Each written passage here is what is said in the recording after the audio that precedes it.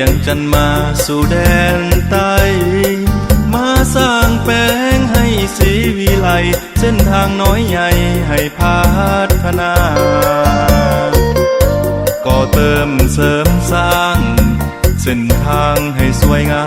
มตาเพื่อมวลชนและปวงประชาลาวพัฒนาเจริญก้าวไปสร้างทางน้อยใหญ่องค์เฮืองใสสง่าราศีย้อนหนุ่มโยธาเฮานี้ห่วมแห่งชีวิตพัฒนาก้าวไป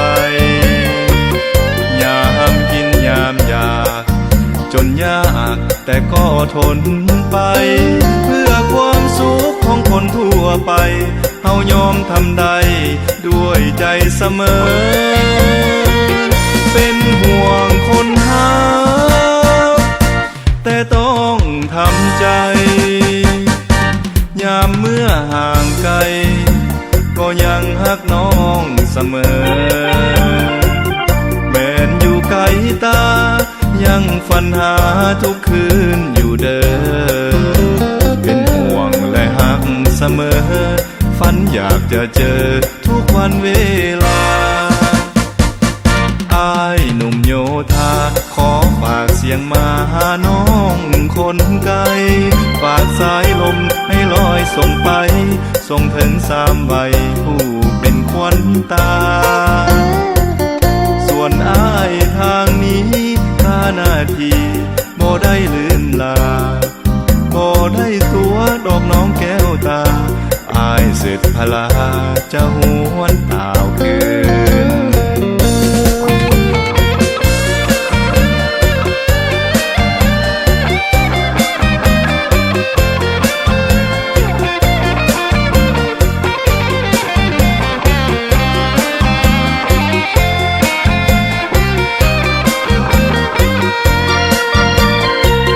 เป็นห่วงคนหาแต่ต้องทำใจยามเมื่อห่างไกลก็ยังฮักน้องเสมอแม้นอยู่ไกลตายังฝันหาทุกคืนอยู่เด้อเป็นห่วงและฮักเสมอฝันอยากจะเจอทุกวันเวลาอ้ายหนุ่มโยธาขอฝากเสียงมาหาน้องคนไกลฝากสายลมให้ลอยส่งไปส่งถึง3 วัยผู้เป็นขวัญตาส่วนอ้ายทางนี้ข้าหน้าที่บ่ได้ลืมลาบ่ได้ตัวดอกน้องแก้วตาอ้ายเสร็จพลาจะหวนตาวคืน